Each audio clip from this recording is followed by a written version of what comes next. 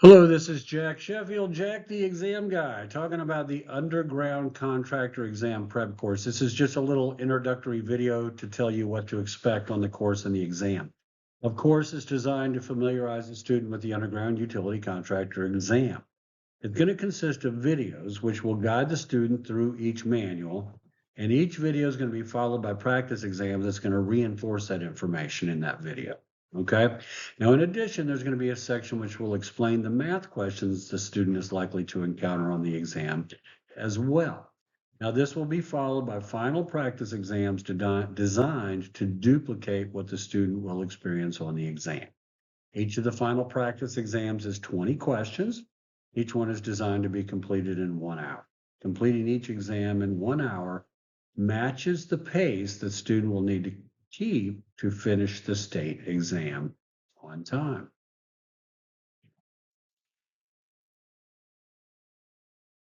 Well, let's talk about the exam itself. The exam is computer-based, okay? The vendor is Pearson VUE. So they have these offices throughout the country that you can go in and take it.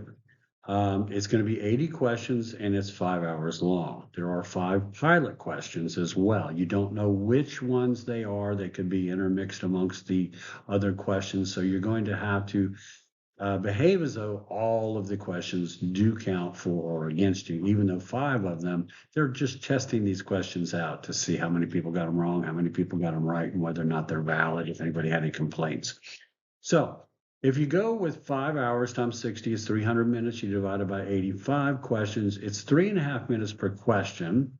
So 60 minutes divided by 3.5 is about 17 per hour to finish on time. So to finish on time, you have to be on a pace of about 17 an hour. And that's why when I do my final practice exams are 20 questions, 18 to 20 questions. And they're designed, if you'll finish those in an hour, that means that'll mimic the pace you need to be on to finish the exam on time. One of the big issues is people don't finish on time. So you have to monitor your time. And speaking of monitoring your time, on the computer screen, there is a clock that you can click when you get started or at any point during your exam as well, which will tell you how many minutes you have left. So do a little bit of math and keep up with how much time you have left and how many questions you have and so forth, and whether or not you need to pick up the pace. Okay, the math. Once again, we talked a little bit about the math. There is a section in my course on the math. There's a lot of math on underground. Okay, believe me, a lot of calculations, but hopefully you're good at that. If you're an underground, you better be. All right, and then you've got the calculator. Make sure you bring a calculator. I just like the simplest calculator. Just make sure nothing fancy, no construction calculator or anything like that. So make sure you have a square root key and a percentage key. I like to use the percent key. Okay, highlighting. Now you can highlight in your manuals, no writing in your manuals. You can underline in pen, don't write in pencil. And you circle stuff, underline in pen, circle in pen, highlight. You can throw tabs on them. The tabs must be permanent. I really recommend you do your own tabbing, by the way. Doing your own tabbing is a great study tool. You can buy pre-tabbed books, but I got to tell you, those pre-tabbed books usually have so many tabs on them that it's just, you can't hardly see them all. So it's really better just to use the indexes. Most of these books have really great indexes, and I'm going to be showing you which ones do and how to use them and that kind of thing. Okay, so this has been Jack the Exam Guy. Let's go and see what we've got on the next slide. And these are all the manuals that you're going to need. So this is a good time to take an inventory and make sure that you have everything you need. And I'll talk a little bit about each manual. Now, the pipe and excavation contracting revised. Now, this is, if I were to guess, I would say you're going to get about half your questions out of pipe and excavation contracting. Okay. It takes you through everything, start to finish, all your administrative stuff, bidding and insurance and all the stuff that goes on in the office, all the way through your equipment, your excavating, your different types of material, your clearing, your well, backhoes, production, loose cubic yards, big cubic yards, compact cubic yards, cutting down trees. Oh man, and it covers everything, and it's got a great index. So that's going to be your best friend. Your Walkers is a building estimator's reference book. It's all about estimating. Okay, so if you get a question about estimating that you don't think you can find in the pipe and excavation contracting book, go to Walkers. And as I take you through Walkers, I'm going to kind of give you some ideas about how to use that. Remember, if they're asking about how many cubic yards of dirt, what's the production of a sheep's foot roller, how many board feet of lumber are you going to need to do to shore a trench? How many pieces of sheet piling are you going to need? What's it going to cost to do some excavations and so forth? That's going to be the Walkers, and the Walkers has a good index as well. So I would say you're going to use your pipe and excavation contracting more than your Walkers, but your Walkers is going to have a lot of similar type of stuff in it as well, and some good general information. Your OSHA manual, that's pretty self-explanatory. That's going to be all your safety rules.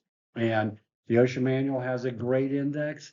You're probably going to get a lot of questions out of subpart P, which is excavations, obviously. And then you're going to get some other stuff as well, general job site stuff like first aid kits and so on and so forth. So just kind of, but go ahead and watch the video on that. It's going to take you through. I've got a special video just on the excavations. I would definitely watch that one.